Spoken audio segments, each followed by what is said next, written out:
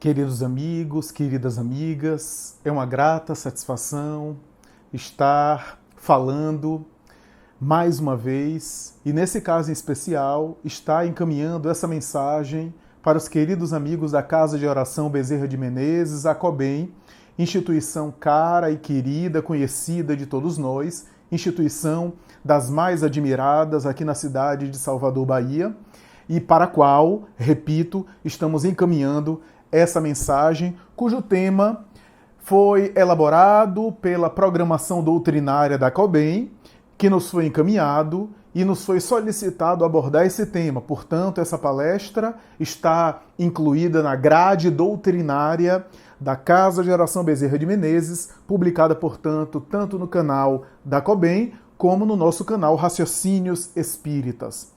Ecumenismo. Todos os caminhos levam a Deus. Esse é o tema que nos foi proposto, que nos foi sugerido. Etimologicamente, a palavra ecumenismo é uma palavra que deriva de uma expressão grega oikomené. Oikomené, que deu origem, nas línguas latinas e neolatinas, à expressão ecumenismo. Textualmente falando, literalmente falando, oikomené, no grego antigo, significava mundo habitado, mundo preenchido. A palavra tinha, no entanto, literalmente essa acepção, esse significado, mas tinha um sentido de mundo habitado no sentido de povo civilizado, de população civilizada. Ou seja, uma população que tinha uma cultura aberta, como era o caso da grega. Aliás, modelo de cultura para todas as nações do seu tempo. Particularmente aqui eu me refiro à Grécia Antiga, à Grécia de Sócrates e Platão, a Grécia que era o centro cultural do mundo, onde se concentravam as aspirações, as ambições. Os gregos até hoje têm uma cultura que nos fascina. Até hoje, que eu digo, o grego daquela época, até hoje nos fascina a Grécia daquela época. A Grécia do século V de Péricles, a Grécia de um Fídias, a Grécia de um Sófocles, a Grécia de um Anaxágora, de um Sócrates e um Platão, e assim por diante. Essa Grécia que tanta beleza, que é tanta cultura, que é tanta mitologia, que é tanta tragédia e comédia no teatro, na literatura, que é tanta riqueza cultural ofereceu à humanidade, tinha como princípio fundamental, como modelo de estética e de linguagem, a ideia de ser uma cultura aberta, isso é, de transmitir a sua sabedoria, olha que bonito, de transmitir a sua sabedoria para todos os povos. Ainda que houvessem preconceitos, ainda que houvessem vícios e, de alguma forma, entendimentos que hoje nós consideramos inadequados, como é o caso do regime da escravidão, por exemplo, como é o caso de certas injustiças sociais, a Grécia, desse período brilhante, desse apogeu de cultura e de filosofia, apregoava a ideia de que a nação modelo, uma nação referencial, seria uma nação cuja cultura seria aberta, que de alguma forma enviaria e ao mesmo tempo assimilaria mensagens culturais. Portanto, uma nação ou uma população que realizaria trocas, intercâmbios, diálogos o tempo todo. Olha só a ideia que tinha de oikomené, ecumenismo, mundo habitado, povo civilizado, cultura aberta. No Império Romano, mais tarde, quando Roma passa a predominar e passa a alcançar o seu apogeu, particularmente a partir do primeiro triunvirato com Júlio César e mais tarde no segundo triunvirato e os grandes imperadores da Casa Júlia, Roma que começa a dominar o mundo com a sua águia poderosa com o caráter político de invasora, com as características de invasão e de dominação territorial, pela artimanha e habilidade que possuía na área da guerra, o Império Romano, quando alcançou o seu apogeu, já de alguma forma simultaneamente com a decadência daquela cultura extraordinária, cujas personalidades já não existiam mais na Grécia, Roma, que foi herdeira cultural, pelo menos do ponto de vista cultural e filosófico, do legado da Grécia e que herdou boa parte desse legado, vivendo também o seu apogeu com os grandes pensadores intelectuais, oradores e mestres da retórica que apareceram como Tito Livio, Horácio, Mecenas, Virgílio e tantos outros que sensibilizaram a cultura romana, reproduziu de alguma sorte aquela hegemonia filosófica, aquele apogeu cultural da Grécia Antiga.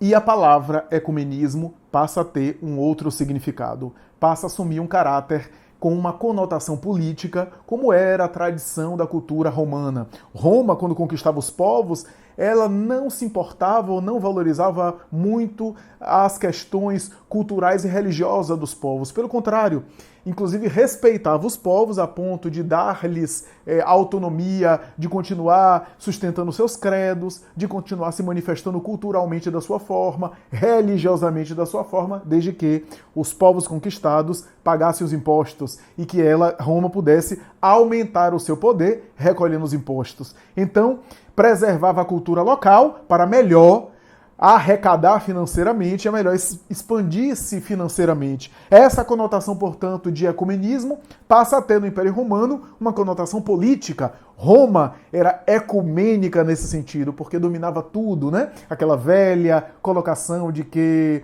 o sol nunca se põe em Roma, né? Graças às terras que conquistou de tal forma expansivas que não há nunca o sol se pondo em todas as nações, portanto nunca se põe em Roma de uma maneira absoluta, né?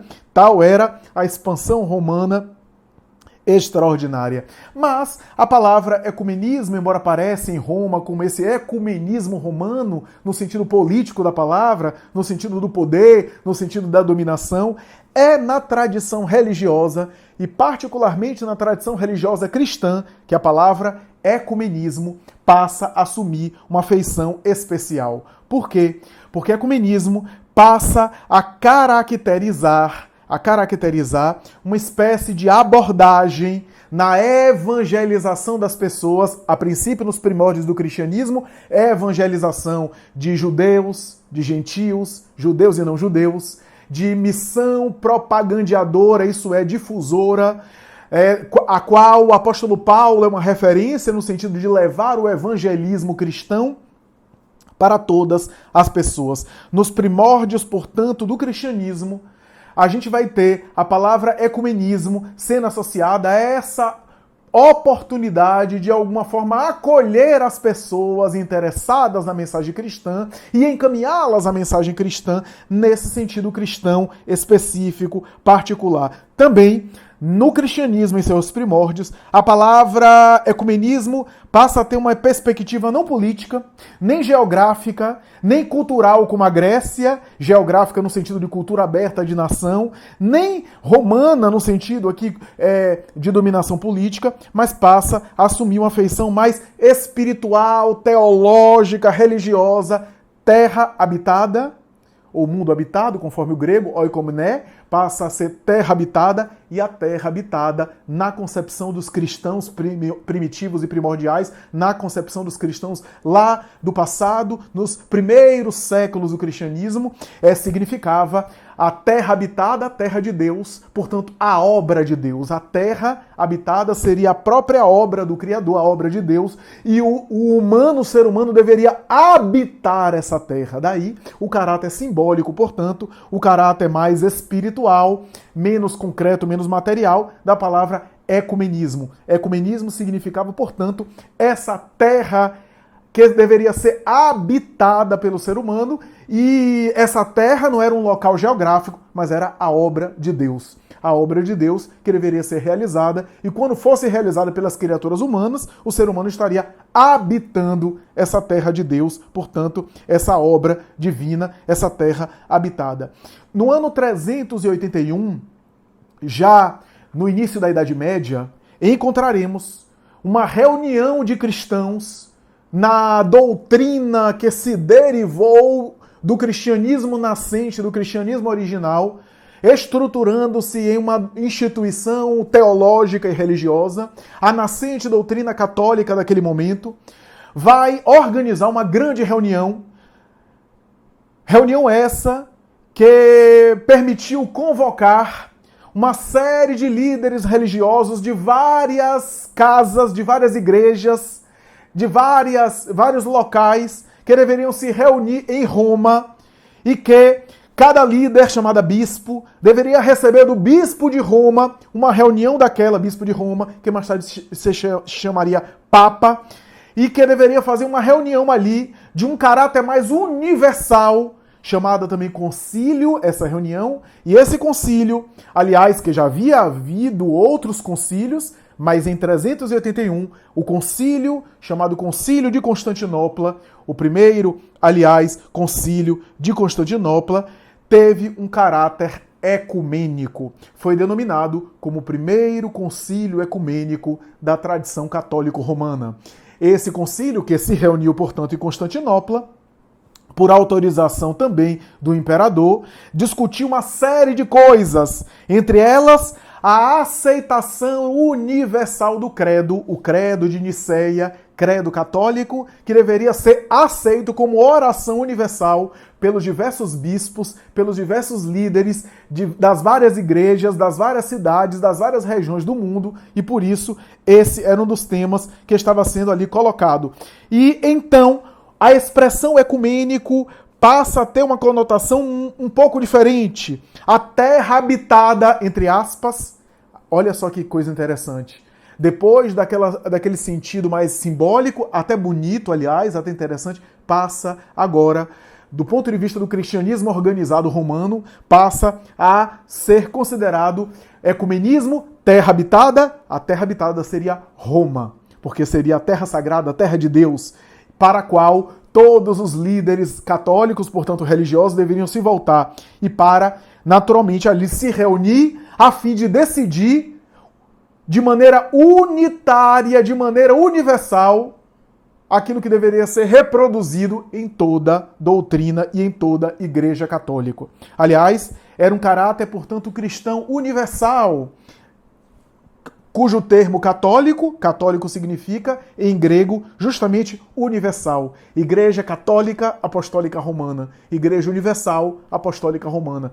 Então, a ideia de que a terra de Roma seria universal, né, seria a terra de Deus, a terra habitada, e da onde sairiam as decisões de caráter universal para todos os católicos, que na época eram todos os cristãos.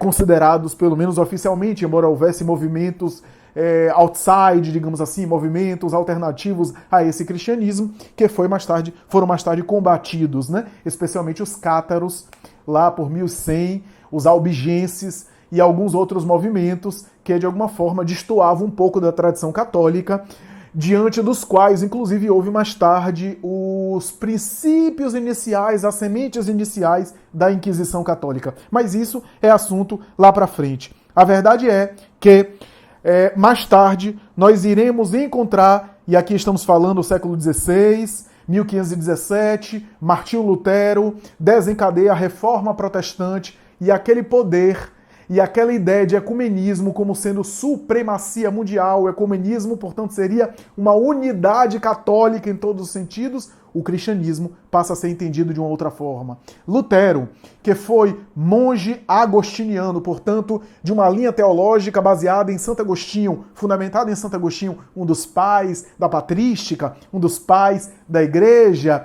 porque havia vários pais, inclusive alguns pais foram rejeitados. Vale lembrar o Concílio Ecumênico de Constantinopla, número 2, que ocorreu em 553, segundo o Concílio Ecumênico de Constantinopla, onde alguns pais da igreja foram rejeitados. Orígenes, Tertuliano e alguns outros, porque eram reencarnacionistas. A tese da reencarnação foi rejeitada nesse Concílio Ecumênico, rejeitando Orígenes e as suas teses da migração das almas, transmigração das almas, que, trocando em miúdos, era a reencarnação, e tecnicamente, na doutrina católico-romana, portanto, na doutrina cristã oficial da época, a reencarnação era considerada uma heresia e era expulsa dali dos postulados cristãos, mas que não era a concepção cristã primitiva a respeito disso. Mas isso pouco importa. Esse segundo Concílio Ecumênico de Constantinopla rejeitou, e um dos pais da igreja que vigorou e que permaneceu ali, valorizado e autorizado, era, entre outros, o próprio Santo Agostinho. Santo Agostinho era a base fundamental de Lutero. Lutero era monge agostiniano, se formou e teve doutorado em, por exemplo, teologia, filosofia e outras disciplinas, se tornou um grande intelectual e, pasmem, na sua época não teve acesso ao Evangelho. Nunca tinha lido o Novo Testamento. Porque leu os textos dos padres, dos teólogos, dos seus professores, dos seus orientadores. Olha só que coisa, que mundo era aquele. Mas como ele tinha um amigo que tinha uma biblioteca, e esse amigo conseguiu, a pedido dele, um texto do Novo Testamento, e ele leu uma edição, que não era tão acessível assim à população, até porque estava em latim, e ele leu o texto do Novo Testamento e ficou surpreso como a doutrina de Jesus no Novo Testamento era muito diferente daquilo que era pregoado. Foi isso a base da Reforma Protestante. Ele se revoltou, colou as 95 teses na igreja de Wittenberg, na Alemanha, estabeleceu um grande debate, inclusive com um grande religioso da época, contra as indulgências, prática que ele não via fundamentação no Evangelho, indulgência que era vender o perdão do pecado através de dinheiro no céu, e uma série de práticas comerciais do ponto de vista religioso, contra as quais Lutero se revoltou e que ele discordava dessas teses. Lutero, portanto, percebeu essa diferença, essa divergência no seu modo de entender e deu origem à Reforma Protestante a partir de 1517. A partir daí, houve uma série de revoltas, o poderio católico romano não era mais hegemônico no mundo, começou a enfraquecer o poderio católico, portanto, duas forças agora religiosas, protestantismo de um lado, catolicismo de outro. Alguns países permaneceram na cultura católica, outros países passaram a aderir à cultura protestante, como é o caso da Inglaterra, por exemplo, de Henrique VIII e outros, que começou a adotar a cultura protestante, até hoje, aliás, e outros países. Max Weber, o famoso sociólogo, um dos pais da sociologia moderna, lançou uma obra chamada Ética Protestante e Espírito do Capitalismo, considerada uma das obras mais importantes do século XX, uma das 100 obras fundamentais do século XX, e nessa obra Max Weber defende que a ideia básica que, segundo a tradição, é atribuída a Calvino, a frase de Calvino, o trabalho dignifica o homem, é um dos lemas da Reforma Protestante, diferente da tradição católica, cujos religiosos não trabalhavam. E essa ideia de trabalho dignifica o homem influenciou toda uma cultura e toda uma prática produtiva, especialmente nos países que aderiram à mentalidade protestante, se tornando potências econômicas e mundiais, como é o caso da Inglaterra, como é o caso dos Estados Unidos, como é o caso de alguns outros países da Europa, que aderiram, portanto, a essa ideia, a essa mentalidade, portanto, potências mundiais, mais fortes, mais contundentes aqui do que, por exemplo, Espanha, Portugal, França, que mantiveram-se ali na cultura católica, de alguma forma, a serviço da cultura católica, diferentemente, portanto, desses outros países que citei, Inglaterra, possivelmente Inglaterra, que foi um dos grandes pilares, a Alemanha, do próprio Lutero, Lutero chegou a traduzir a Bíblia do latim para o alemão, os Estados Unidos e outros países. A verdade é que, segundo Max Weber, o capitalismo, a noção capitalista, a noção de produção do capital, surgiria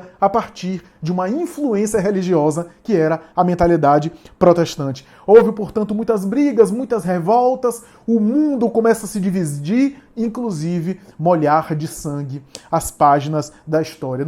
Na própria época em que Lutero estava ainda no mundo, houve revoltas de católicos contra protestantes, e em um momento o movimento protestante, que a princípio era um anseio para voltar ao cristianismo inicial, ao paleocristianismo, ao cristianismo primordial, começou a degringolar e alguns protestantes começaram a pegar em armas e começaram a aderir também às lutas.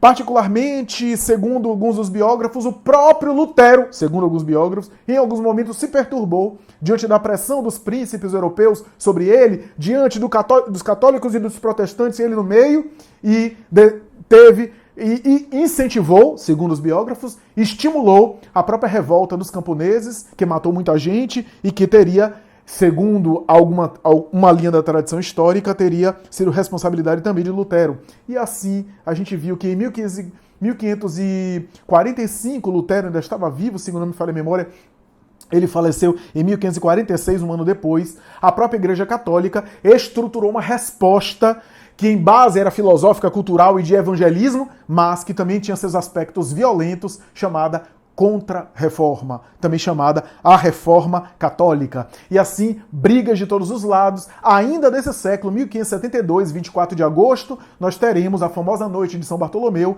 em que na França Católica, liderada por Catarina de Médici, nós vamos ter um desencadeamento de uma chacina em massa, chamada Noite de São Bartolomeu, que vai, por conta do dia do Santo Bartolomeu, gerar a morte em massa de inúmeros protestantes, os chamados huguenotes, protestantes franceses, que foram mortos, os cadáveres jogados no rio Sena, o sangue que chegava a subir nas patas dos cavalos que passavam, segundo a literatura, algumas literaturas da época, muito típicas dessa noção, e foi a partir dessas lutas e desses conflitos que surgiu a palavra ecumenismo de uma forma mais contundente, de uma forma mais forte, de uma forma mais específica, de uma forma mais ali intensa. No século XVIII, um grande protestante, missionário pacifista protestante, William Carey, passa a fazer propagandas evangélicas, isso é, passa a fazer missões protestantes, viajar ao mundo pregando o evangelho, e a sua abordagem já era uma abordagem um pouco diferente daquelas polarizações fanáticas e polarizações de intolerância entre católicos e protestantes. E ele, século XVIII, portanto, 1700 e pouco, começa nos seus discursos a fazer um apelo da cooperação entre os cristãos de diferentes denominações. Porque na época dele já havia várias denominações, não eram só católicas e protestantes e luteranos. O próprio protestantismo começou a se dividir e começou a estabelecer também conflitos e tensões.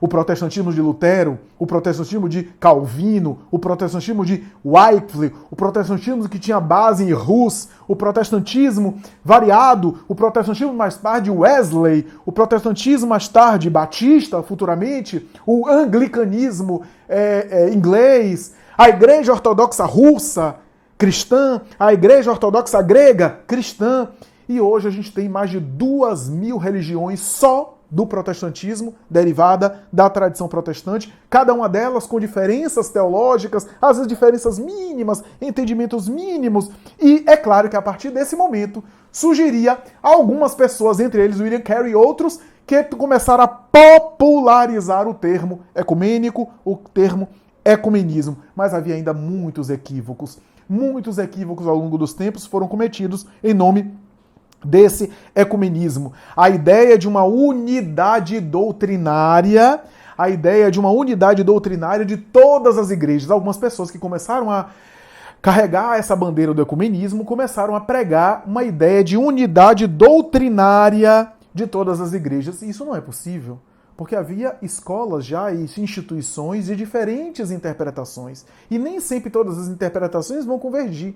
Diferenças de entendimento, especialmente em doutrinas dogmáticas. As doutrinas dogmáticas tendem a se ramificar e fazer vários segmentos, justamente porque são dogmáticas. Então, o nosso princípio é esse. Aí alguém vai dizer, não, a gente não entende essa parte como esse, mas como isso? E aí funda uma outra religião e estabelece. Porque a doutrina dogmática, que não dá espaço para o diálogo a respeito dos seus princípios, permite essas diferenças de interpretações. E por isso o movimento cristão foi se dividindo. O ecumenismo hoje tem uma abrangência maior, não é só do cristianismo, mas de qualquer segmento religioso, inclusive religiões orientais, budismo, hinduísmo, islamismo. Mas o termo se tornou muito forte, repito o que eu estou falando, muito forte a partir da tradição cristã. E nós vamos ver que esse é um equívoco. Nós temos toda uma unidade, agora um cristianismo só, conseguimos convergir em um cristianismo só. E isso, de alguma forma, não era possível. Haveria diferenças de interpretação, mas a gente poderia, de alguma forma, dialogar, interagir, conviver, a ideia de conviver, sem necessariamente renunciar aos pontos teológicos principais, valiosos e caros a cada um.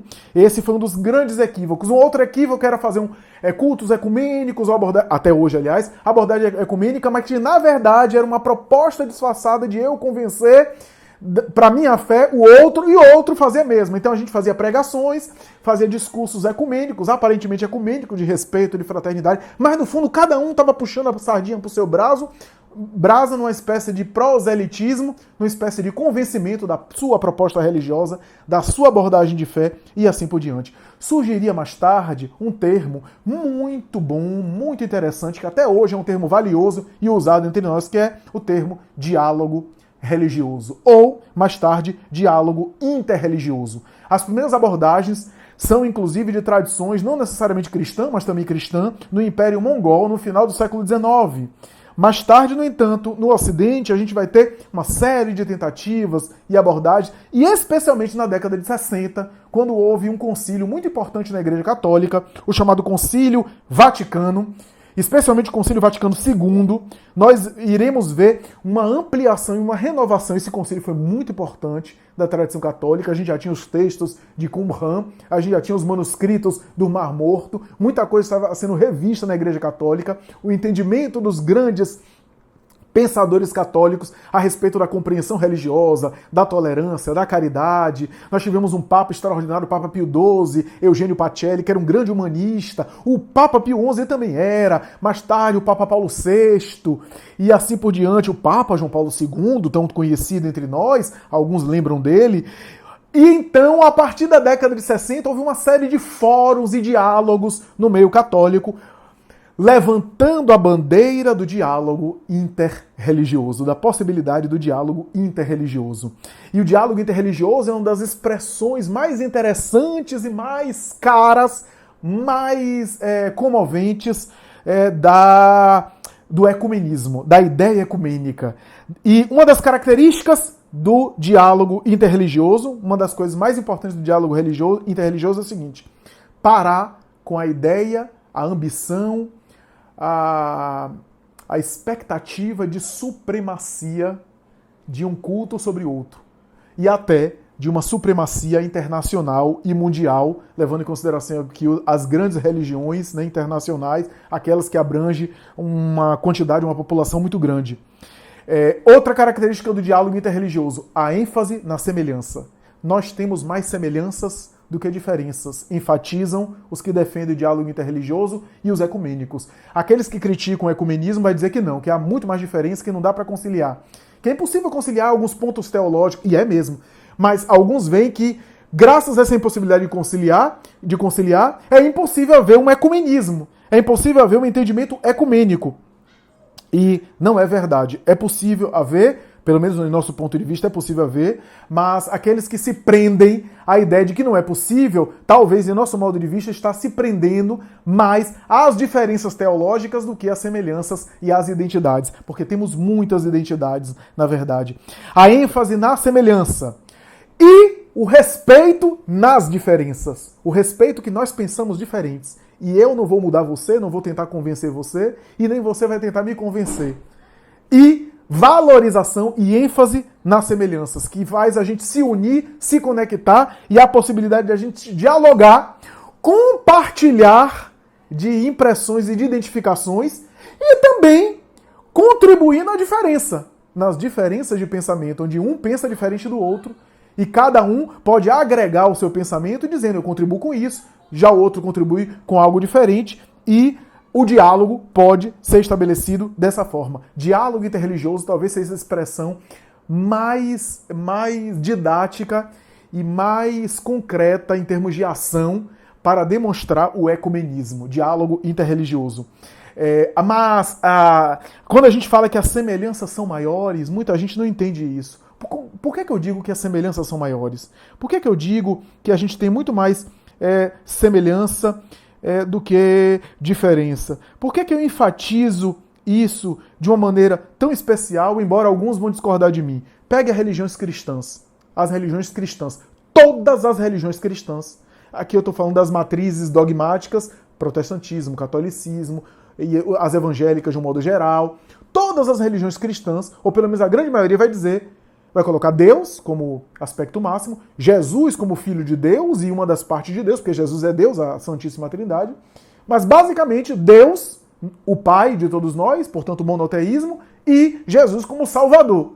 Toda doutrina religiosa cristã tradicional vai dizer isso. Ora, isso já é muita semelhança. Deus, Pai maior, e Jesus como Salvador. Se a gente converge nisso, agora, se a gente entende que o batismo deve ser como fez João Batista, por imersão, ou se o batismo vai ser por aspersão, jogando, ou o batismo vai ser só colocando o bebê ali na água, ou o batismo, ou a desnecessidade do batismo, ou a comunhão vai ser a hóstia, o vinho, etc., ou não vai ter comunhão. Isso são, de alguma forma, diferenças teológicas que podem ser consideradas até importantes, a depender de como o sujeito entenda, mas Jesus é o nosso Salvador de todos nós. Então, me parece que as semelhanças maiores predominam e isso possibilita convergências. Agora, eu vou falar mais ainda de uma forma mais geral, como o ecumenismo é entendido no dia de hoje. As religiões, de um modo geral, as religiões gerais, têm 4 princípios fundamentais. 4 elementos fundamentais importantes. E esses 4 elementos, que são 4 pilares, fazem com que elas possam dialogar. O primeiro elemento básico de toda a doutrina religiosa é a ideia de um princípio formador de tudo, que pode ser chamado de Deus, ou, se quiser incluir também as religiões politeístas, as religiões do passado politeístas, que não são tão vigorantes hoje, tão vigentes hoje, praticamente tem alguns resquícios em algumas tradições e algumas culturas, mas, muito bem, ou Deus ou deuses, mas que há um princípio formador e original de tudo. Deus ou deuses. Até porque algumas culturas politeístas têm os deuses, mas tem um Deus acima de todos os deuses que criou tudo. Mas que seja, Deus ou deuses. O segundo ponto fundamental de toda a doutrina religiosa é a ideia de que existe uma vida após a morte. Existe uma imortalidade. De qualquer sorte existe uma imortalidade. É isso que diferencia uma doutrina religiosa de uma doutrina materialista. O materialismo vai dizer que só existe a matéria. Só existe aquilo que é sensório material. O espiritualismo, por espiritualismo entenda qualquer religiosidade, entende que há alguma coisa além da matéria, além do corpo. Alguma coisa que está além do corpo. Portanto, alguma coisa que continua após a morte.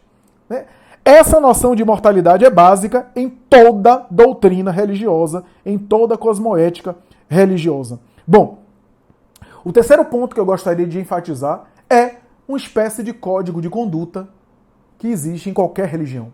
Em qualquer religião há uma espécie de código de conduta, de orientação de como se conduzir, de como se comportar, uma cosmoética, uma ética.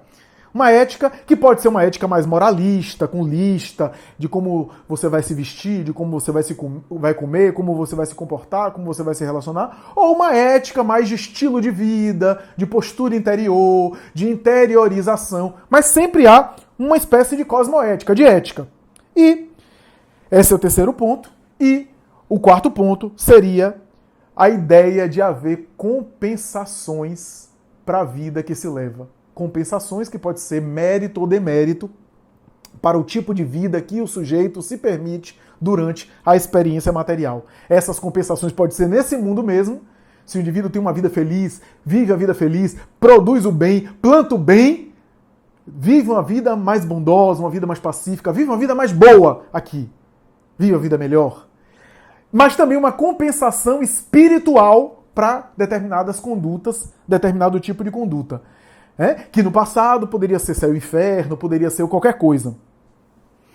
Por que eu estou falando sobre esses 4 pontos?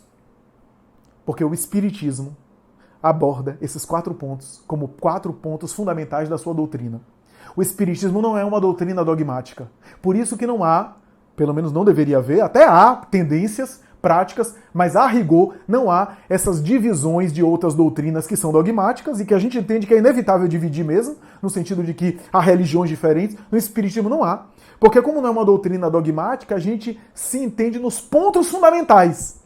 Como eu falei aqui, Jesus, nosso Senhor, das religiões cristãs. O Espiritismo tem pontos fundamentais, tem princípios fundamentais, princípios básicos, que para a pessoa ser espírita, a pessoa tem que aceitar, tem que compreender. Aceitar não no sentido da imposição, porque não é um dogma. Aceitar no sentido da reflexão. Eu entendo que isso é coerente, então eu aceito isso pela reflexão, pela lógica. Se eu aceito esses princípios básicos, eu sou espírita. Se eu discordo de outros espíritas sobre outros pontos, a gente não deixa de ser espírita por conta disso. Na base da doutrina espírita já existe um ecumenismo. Na base da própria doutrina espírita já existe, entre os espíritas, uma proposta ecumênica. Porque eu posso ser espírita, você pode ser espírita, e a gente pode discordar de vários pontos da literatura espírita, vários pontos a gente entender diferente, que são pontos acessórios, são pontos secundários, sem que a gente deixe de ser espírita, porque a gente aceita os pontos fundamentais. Né? Então há quem fale que o perispírito tem uma característica X, outros falam que o perispírito tem uma característica Y, há quem diga que o planeta Marte é mais evoluído espiritualmente que a Terra, há quem diga que é mais inferior. Há quem fale das colônias espirituais de uma forma, há quem fale das colônias espirituais de outra forma. Há quem entenda que a mediunidade tem características mais particulares, há quem entenda que a mediunidade tem outros tipos de características. A gente pode divergir, a gente pode se entender e discutir sobre esses pontos sem que a gente deixe de ser espírita, abraçando os pontos fundamentais da doutrina espírita, porque é uma doutrina filosófica, como diz Allan Kardec, e uma ciência de observação. Mas por que eu estou falando isso? Lembra dos 4 pontos fundamentais? 4 pontos ecumênicos de todas as religiões? Abra o Livro dos Espíritos de Allan Kardec e veja como o Livro dos Espíritos é dividido. 4 partes, que Kardec chama de 4 livros. É como se o Livro dos Espíritos tivesse 4 livros, né? 4 partes. Primeira parte, Deus e as causas primárias. Portanto, os elementos formadores do universo. Um dos elementos básicos de todo ecumenismo, de qualquer ecumenismo. Segundo ponto fundamental, que é a segunda parte do Livro dos Espíritos, o mundo dos espíritos, ou mundo espiritual, segunda parte, que é o segundo item que eu falei aqui, imortalidade da alma. Alguma coisa existe após a morte, alguma coisa além da matéria. Terceira parte, eu falei de uma cosmoética, de uma ética, de um código de conduta. Terceira parte do Livro dos Espíritos, leis morais. Quarta parte, porque nas leis morais vai falar sobre a ética, um estilo de vida, o tipo de estilo de vida ideal, o estilo de vida que a gente precisa se conduzir para viver bem. E a quarta parte, chamada Das Esperanças e Consolações, fala sobre as compensações espirituais. Dessas 4 partes, Kardec mais tarde publicou 4 outras obras que compõem a codificação básica, portanto, os textos básicos do Espiritismo. Dessas 4 partes, Deus e as causas primárias, gerou a Gênese, trabalho sobre Deus e a origem do universo, causas primárias. Mundo espírito ou mundo espiritual, gerou o Livro dos Médiuns, trabalho de comunicação com o mundo espiritual, portanto, de imortalidade da alma, de diálogo com o mundo espiritual. Das Esperanças e Consolações, última parte, gerou o céu e o inferno, a justiça divina segundo o Espiritismo. E a terceira parte, das leis morais, surgiria o Evangelho segundo o Espiritismo, porque os espíritos disseram que a lei cósmica reflete de uma maneira mais assim perfeita na proposta de Jesus. E a partir da proposta de Jesus, os espíritos então estruturam a ética espírita a partir da ética cristã, portanto, a partir da vivência, do exemplo e dos ensinos de Jesus, que os ensinos que refletem a ética cósmica, a lei de Deus segundo o mundo espiritual. O espiritismo é ecumênico nas suas próprias raízes, nas suas próprias propostas. Por isso que ser intolerante, sendo espírita, já está sendo incoerente. Até porque intolerância tem a ver com uma postura irracional. O espiritismo é uma doutrina que prega o uso da razão, do raciocínio, do bom senso. Então já está errada nas suas origens. Por isso, Allan Kardec vai afirmar que o Espiritismo tem como base o fundamento de todas as religiões. Kardec falou isso, não era apenas uma palavra bonita. O Espiritismo tem como princípio fundamental a essência de todas as religiões. E ele chega a dizer que o católico pode ser católico e gostar do Espiritismo. E encontrar no Espiritismo a confirmação de algumas verdades católicas. Que o budista pode continuar a ser budista e ao mesmo tempo aderir ao Espiritismo, diz Allan Kardec. Porque vai encontrar no Espiritismo a confirmação de alguns fundamentos do budismo. que o judeu pode ser judeu e, ao mesmo tempo, simpatizar e, ao mesmo tempo, aderir ao espiritismo, porque na doutrina espírita a gente tem pontos fundamentais que confirmam teses que estão lá no judaísmo e assim por diante. O espiritismo é uma doutrina sem dogma. Sem dogma quer dizer sem imposição. Os princípios fundamentais são construídos a partir do raciocínio, da reflexão. O que não significa dizer que não existem princípios fundamentais. Existem. Se a pessoa não se identifica com aqueles princípios fundamentais, claro que ela não pode se diagnosticar, se identificar, se rotular como espírita. Mas a verdade é que há muitos problemas até hoje sobre o ecumenismo. Há muitos problemas a respeito desse ecumenismo. Por exemplo, discute-se sobre essa ideia de que se eu aceito que o outro pode ter as mesmas verdades que eu, ou melhor, mesma verdade não, mas que há verdades diferentes e que os dois caminhos conduzem a Deus, como diz o nosso tema de palestra, o que é que a gente vai dizer teologicamente se a nossa doutrina é dogmática? Olha o que os teólogos batem cabeça, porque assim, se há um só Deus, deveria haver só uma verdade. Né? Inclusive, há a expressão do Evangelho de João, capítulo 10, né? Um só rebanho e um só pastor. Né? A gente vai explicar isso depois. Né? Mas, o que é que quer dizer isso? Né? Então, como é que a gente pode entender essa proposta de uma verdade absoluta, uma verdade única, e se a gente tem verdades diferentes? Como é que a gente pode entender isso? Mas se a gente também aderir, não, todo mundo tem a sua verdade, todo mundo tem a sua religião, todo mundo tem o seu entendimento, cada um tem a sua verdade individual e todas elas conduzem a Deus. Mas se todas elas conduzem a Deus, que Deus é esse que não tem uma verdade única? Olha o que os teólogos pensam. E se todo mundo tem uma verdade só, isso não favoreceria uma espécie de narcisismo e até estimularia uma espécie de egoísmo e orgulho? Que é o mundo materialista que a gente está vendo, cada um tem a sua verdade. Se cada um tem a sua verdade, a gente cria uma escala de valores morais individuais, onde cada um tem o seu valor, cada um tem a sua verdade, quer ter a sua verdade individual. E não há uma verdade maior que regula e que rege as nossas vidas e as nossas relações. Então, se eu tenho uma verdade que é de agredir o outro, eu me acho nesse direito, nessa verdade. Se as verdades individuais são assim tão livres, nós estamos em uma sociedade egoísta, narcisista e orgulhosa. E ao mesmo tempo não há uma presença divina. Porque Deus tem a ver com algo que é monolítico, algo que é organizado, algo que é um todo, único. Né? Mas ao mesmo tempo, se eu digo que é uma verdade só, eu vou impor a verdade dogmática, por uma imposição dogmática, verdade absoluta, por dogmatismo, imposição. O Espiritismo soluciona isso. Porque vem dizer que há uma verdade maior, sim, que é Deus e as suas leis. Mas a compreensão delas a gente vai fazendo aos poucos através das diversas religiões. Todas as religiões têm parcelas dessa verdade com V maiúsculo, mas não tem a parcela total. Porque a parcela total só é Deus. Só Deus vê com V maiúsculo. Deus com D maiúsculo é que tem essa verdade com V maiúsculo, que tem a verdade total.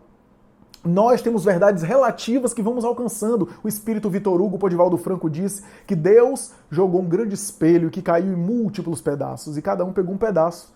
E esse espelho maior é a verdade com V maiúsculo. Cada um de nós tem uma parcela da verdade. As religiões obedecem a necessidades psicológicas e níveis de consciência. Há religiões com mais rituais, há religiões com menos rituais, há religiões com mais imagens, bonitas, aliás, há religiões que não têm imagem, há religiões que são mais interiorizadoras, há religiões que são mais de culto exterior e de liturgia. Todas elas obedecem e atendem a necessidades humanas, a necessidades psicológicas do ser espiritual em evolução. As diferenças doutrinárias do ponto de vista do espiritismo é saudável. É saudável a gente ter diferenças doutrinárias. Entre os espíritas é saudável, a gente cresce e aprende com isso. E entre outros religiosos também deve ser saudável a gente entender de forma diferente, a gente cresce com isso. Há diferenças de entendimento, há diferenças doutrinárias. Então isso é super saudável. É super saudável a gente ter diferenças de concepção. A arte de crer, diz um grande filósofo, é a arte de duvidar. Quanto mais a gente duvida e questiona, deveria fortalecer as nossas crenças. E até rejeitar as crenças que a gente consegue refutar, que a gente consegue desconsiderar. Eu pergunto a você, Madre Teresa de Calcutá não era espírita. Portanto, não acreditava na reencarnação, não achava que a reencarnação fazia parte do Evangelho. Porque era católica, tinha tradição. Irmã Dulce também. A rigor, isso foi essencial para a Madre Teresa na missão dela? Foi essencial ela não saber da reencarnação? Afetou a missão dela por isso? Sem dúvida, a compreensão da reencarnação para nós espíritas ajuda a compreender um monte de coisa. E ajudando a compreender um monte de coisa, ajuda a gente a se comportar melhor. Mas não é suficiente, porque há pessoas que são reencarnacionistas e se comportam mal. Há pessoas que são reencarnacionistas e não se comportam de acordo com a ideia da reencarnação. Madre Teresa não era reencarnacionista. Viveu a visão católica.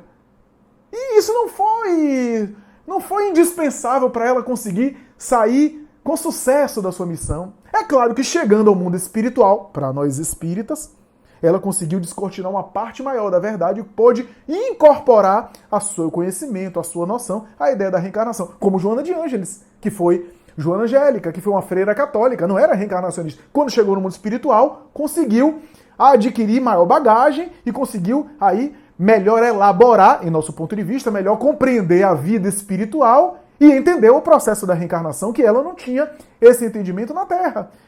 E todos nós, eu estou falando da reencarnação como exemplo nosso espírita, mas todos nós, quando chegarmos no mundo espiritual, vamos adquirir mais coisas e mais conhecimentos que agora a gente não tem ainda entendimento completo das grandes verdades do espírito. As grandes verdades do espírito. A gente tem o que a gente tem condição de digerir, como dizia Jesus. Eu poderia vos falar muito mais coisas, mas vós não compreenderias, vós não suportaríeis. E é por isso que eu vos falo por parábolas. João capítulo 14, né? Então, as críticas atuais ao ecumenismo quase sempre é apegada à letra. A gente não vai se entender porque há diferenças teológicas. E há mesmo. Há mesmo. Eu não posso dizer que se eu conversar com um católico, eu vou concordar com tudo. Claro que não. E o católico não vai concordar com tudo comigo. Por exemplo, o exemplo que eu dou aqui mais claro para ficar compreensível é a ideia da reencarnação. O católico não é reencarnacionista, o espírita é reencarnacionista. Então vai haver diferenças, mas isso não impede o ecumenismo. A gente pode dizer, eu sou reencarnacionista, você não é. Eu falo sobre o ponto de vista reencarnacionista sobre um tema. Você fala sobre o ponto não reencarnacionista. A gente dialoga, tem diferença de opinião, sem precisar eu impor a minha ou desqualificar a sua, e você também fazer a mesma coisa.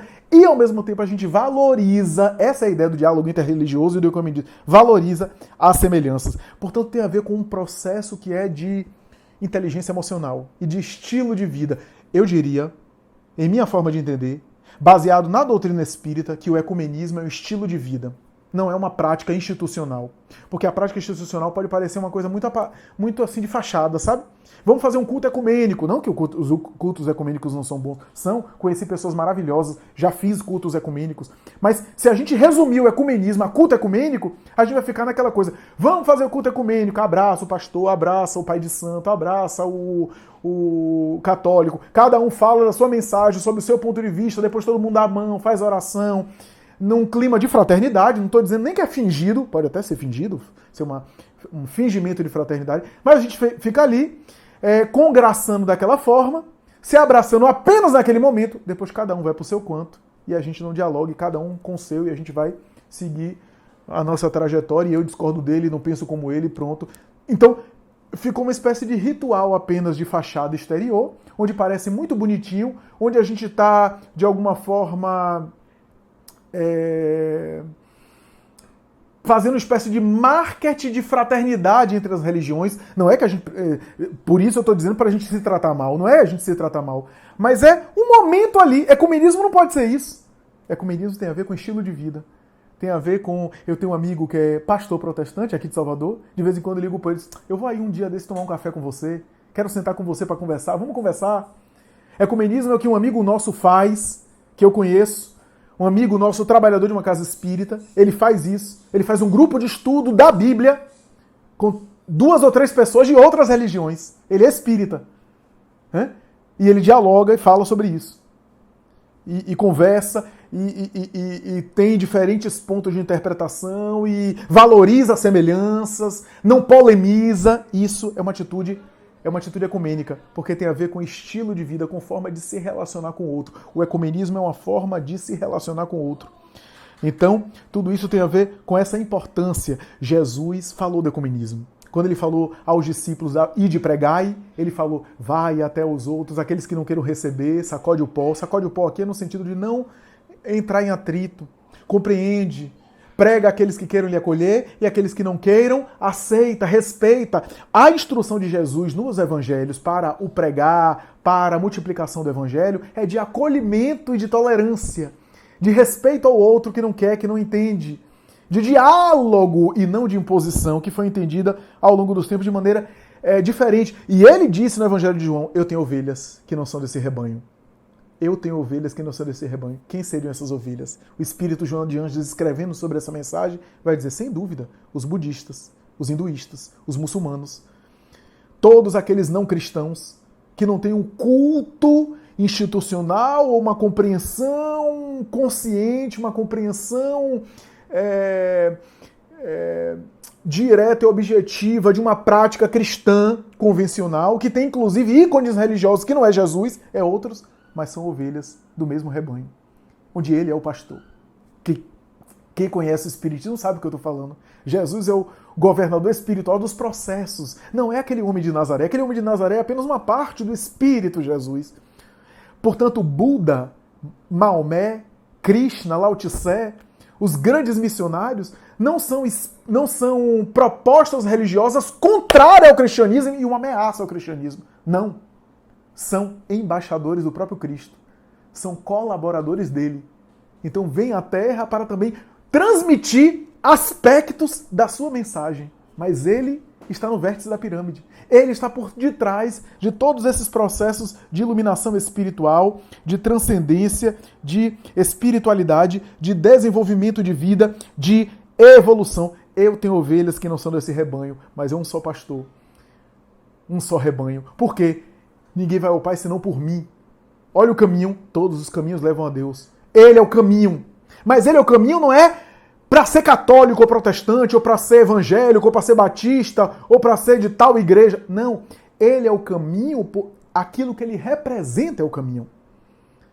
Ele é o caminho, ninguém vai ao Pai senão através dele, não é da pessoa de Jesus. Mas tudo aquilo que ele representa em termos de vida, de estilo de vida. Estilo de vida fantástico. E é essa a proposta do Espiritismo.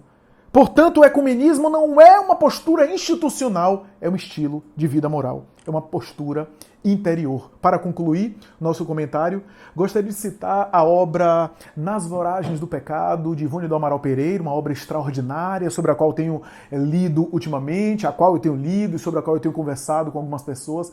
Nas Voragens do Pecado narra um momento muito agudo da história da humanidade, que eu mencionei aqui, que é a Noite de São Bartolomeu. Estamos diante do final do século XVI, portanto, 1572, a Noite de São Bartolomeu, um pouco tempo depois, ali na França católica, e os protestantes sendo dizimados. Havia uma família de protestantes que eram cristãos devotados, e que faziam seus cultos cristãos sem prejudicar ninguém, devotados ao bem, e aquilo gerou uma reação dos católicos. Essa família, especialmente do interior da França, foi atacada por um sujeito fanático católico que, na sua coerência, na sua mentalidade, no seu sistema de valores, ele acreditava estava fazendo bem, estava fazendo o correto, que era servir a Deus, e o que se dizia era dizimar os protestantes que eram heréticos e que estava, de alguma forma, ali, sincero na sua fé, expurgando aqueles protestantes dali e, portanto, purificando eles através da morte e, ao mesmo tempo, sendo fiel à tradição da igreja, que a igreja dizia para defender a igreja e os princípios da igreja. Veja a distorção cultural da época. E esse sujeito levou isso adiante e dizimou uma família inteira. Uma família, aliás, que é um dos eixos centrais da obra Nas Voragens do Pecado. Ivone do Amaral Pereira é uma das personagens que faz parte dessa família dizimada e que sobreviveu. Charles, o autor espiritual da obra e guia espiritual de Ivone, é um dos líderes mais evangelizados, uma espécie de pastor protestante que morre dizimado e desencarna muito bem. E ele, inclusive, ao desencarnar, fica lembrando dela, que é uma irmã nova, sua irmã caçula sua. E Ivone, que tem um nome na obra, se perturba cruelmente, junto com a sua cunhada, que está morrendo depauperada, a esposa de Charles, que havia morrido, e fazem um pacto de morte ali. A cunhada desencarna, ela mais tarde assume o nome da cunhada como pseudônimo para ficar disfarçada na França Católica e não ser atacada pelos fanáticos, e resolve se vingar daquele sujeito, daquele indivíduo que dizimou a sua família. E boa parte da obra é ela executando o plano de se vingar contra ele, de executar os planos. Quem não leu a obra, tape os ouvidos, porque agora eu vou dar algum spoiler, mas é importante. O plano macabro dela é executado, ela consegue se vingar, não vou entrar em detalhes. Acontece uma série de coisas que também não vou entrar em detalhes, mas o que eu queria enfocar aqui é que a vingança dela foi a cabo, ele também sofre a vingança dela e olha só que coisa, ele desencarna. Esse sujeito, quando desencarna, sabe quem é que vai receber ele? Aquela família que ele assassinou. Aquela família vai receber ele sem nenhuma condenação. As crianças, que inclusive foram assassinadas, abraçam ele. Todos eles vêm receber ele, ele fica chocado com aquilo. A família que ele destruiu estava agora recebendo ele. Mas sabe o que é mais interessante da obra? É que esse sujeito se dá conta no mundo espiritual que a sua família verdadeira era aquela. Que por causa de determinadas dívidas de um passado reencarnatório, ele não reencarnou biologicamente naquela família, ele reencarnou em outro lugar. Ele era órfão, inclusive, viu? Era órfão e é chamado filho bastardo, expressão da época. Não se sabia direito aí a origem dele. Era órfão, órfão de mãe e de pai. Já o débito de família reencarna, portanto, naquela circunstância, órfão de família. A vida o encaminha, como católico, a conhecer aquela outra família, ou melhor, a conhecer a sua família, só que essa sua família, que são os laços seus mesmo, que ele não merecia reencarnar entre eles, e encontra-se com eles, essa família é protestante. Ele matou os seus laços familiares. E ele se dá conta disso. Olha que trama do destino, que pegadinha. Então, às vezes, a gente está sendo intolerante com o outro e o outro faz parte de uma família espiritual nossa. E o que é mais importante é que Ivone, a personagem que se vingou, estava impedida de acessar a sua família. Vibratoriamente falando, ela não tinha acesso à sua família porque estava numa condição inferior. Ele, o homem que matou a família, depois de ter sofrido todo o processo, de ter realmente padecido por causa da vingança e de ter também passado maus bocados, desencarna e integra o grupo familiar. E ela, que quis se vingar e passou a vida inteira se vingando dele, não tem acesso a esse grupo familiar. E não compreende essa pegadinha, quer dizer, eu me vingo do sujeito que matou toda a minha família e ele que matou toda a família está integrado e eu não. É a história, né, nas voragens do pecado. O que é que eu quero dizer isso? Que naquela época, naquele período, nesse processo espiritual, faltou ecumenismo.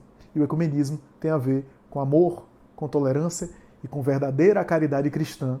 Caridade que não é piedade, caridade que é o amor colocado em ação. A verdadeira caridade é o amor cristão colocado em ação. É isso, meus amigos. Espero que vocês gostem. Até a próxima, se Deus quiser. Muita paz.